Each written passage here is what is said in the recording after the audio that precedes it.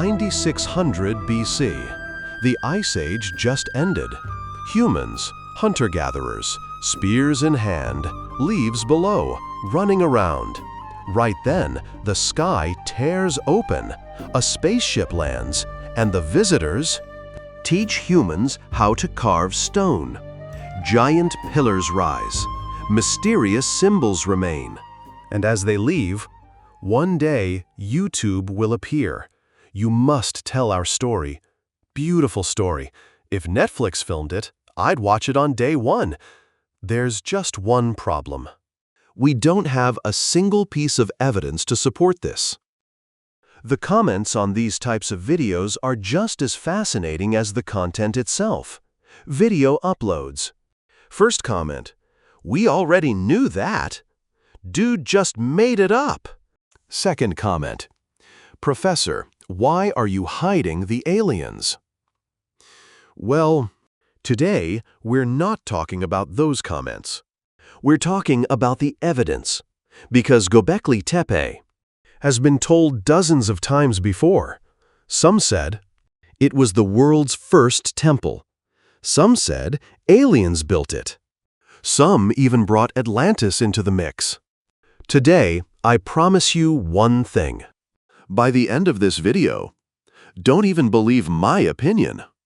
Believe the evidence, because on this show, we don't talk about claims, we talk about evidence.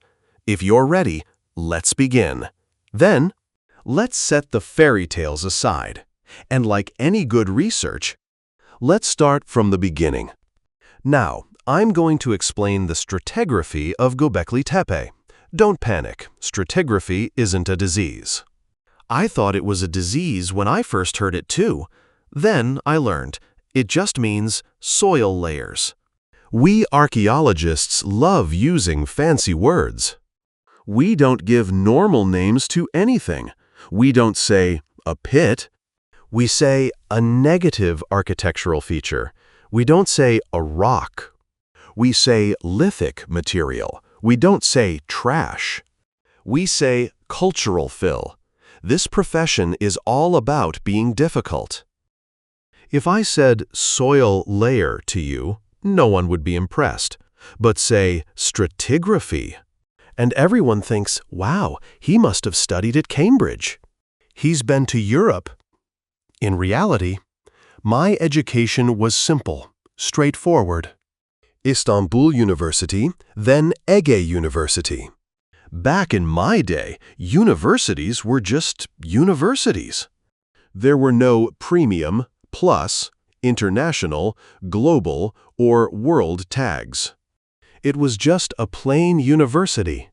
Now, some might ask, Professor, how do you get layers of soil? It's very simple. A contractor comes along.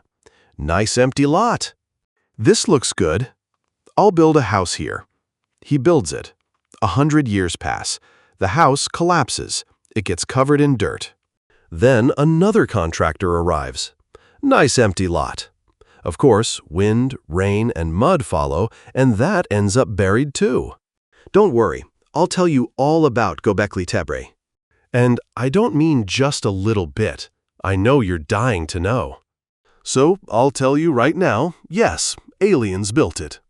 Our archaeologist sees a piece of brick or rubble and drops to their knees. Thank you, God, a new article, they say. They start digging. We take a look. There's a house on top, another house underneath. That lower one is a layer. The house on top is the second layer. In archaeology, that is what we call stratigraphy. So, what do these layers tell us at Göbeklitepe? Those giant T-shaped pillars we see today weren't all built at the same time. Some are older, some are younger. And that is what allows us to understand it all. Stratigraphy. I mentioned this earlier. Let's clear it up now so nobody calls us ignorant. People weren't wearing leaves anymore at this point in history. You know that picture we all have in our heads? Spear in hand, leaves on? Well, that's not reality. They actually drew it for us to see. A nice favor to keep us archaeologists from wondering. The leaf phase is over. We leveled up. They're wearing animal skins. We see a great example of this at Göbeklitepe. There's one T-pillar. One of those big daddy stones. They carved hands and a belt onto it. A nice belt. And at the bottom of the statue, they carved a garment clearly made of animal hide. It covers the lower part. Now, this is very important information. The fact that the lower part is covered, I'm not joking. Maybe we're looking at the picture upside down. I'll explain why later. We see leopard print clothing at ARKEOSHOW too. So fashion didn't just start recently. The first fashion contest in human history was most likely held in the Neolithic era. I was just about to say, the residents of ARKEOSHOW were richer, and since the folks at Göbeklitepe wore foxskins, they were a bit poorer.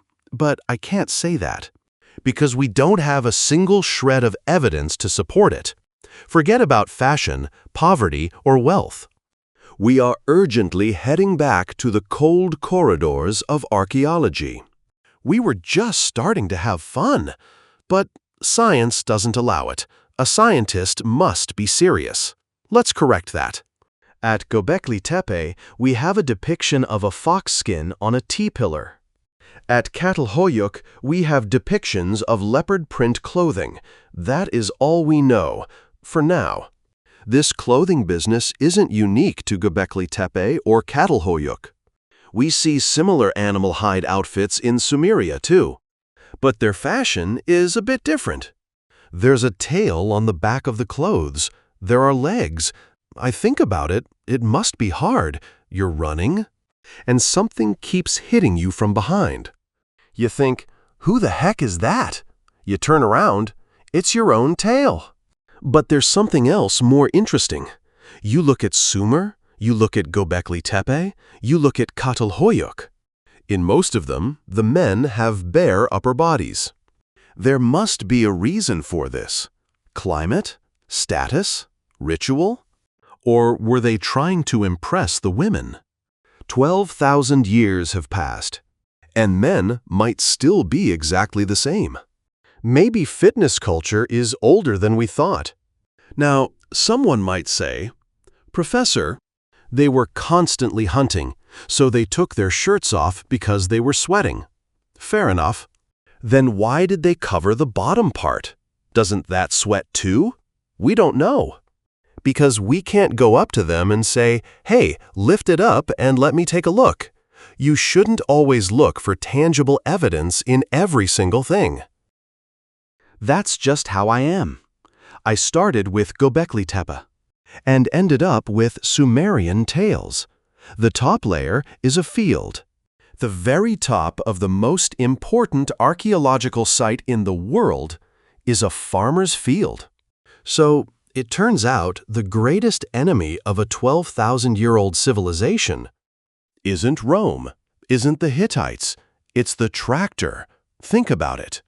It survived 12,000 years, earthquakes, rain, snow, war. Then, a Massey Ferguson shows up. I've got this, brother. And it really did. The plow comes along and breaks the head of the statue. Some of you laughed at the wrong part again. The statue's head, people, the one at the top. The problem isn't me. Your brains are just working way too fast. Beneath the field are Neolithic settlement layers. So, human history went like this: hunter, farmer, urbanite, empire, modern human, then back to farmer. We're back to the start. Humanity has come full circle in 12,000 years. That's the summary of civilization. In the end, we're back in the field. We've solved it. Close the books. Let's go home. We encounter Neolithic layers throughout 3 levels at Göbeklitepe. Wasn't 1 layer enough? Why 3? Neolithic 1, Neolithic 2, and Neolithic 3 Pro Max. It carves stone faster. 40% more obsidian. New feature, wireless spears. But here's the interesting part. Something like that actually happened. People living back then didn't just tear down and abandon these structures. They consciously filled them up, they covered them over. Then, they built new ones next to them, or right on top. So you could say a new version arrived. They performed an update. Why did they do it? That we don't know. Maybe there was a religious reason. Maybe it was a tradition.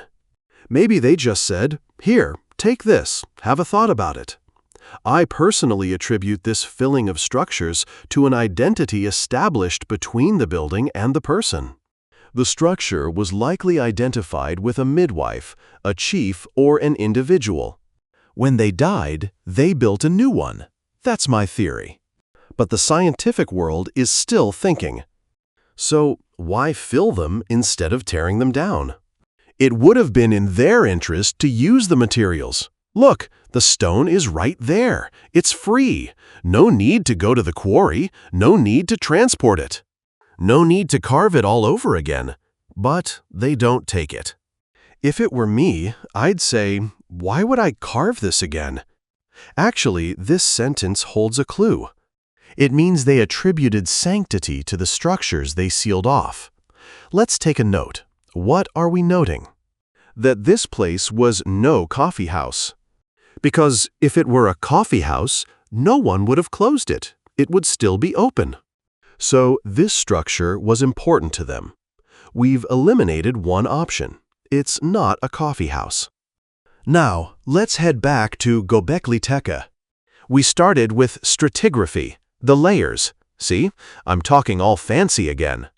Don't worry, guys. I actually know what I'm talking about. Let's keep going. Now, no one's going to tense up when I say stratigraphy.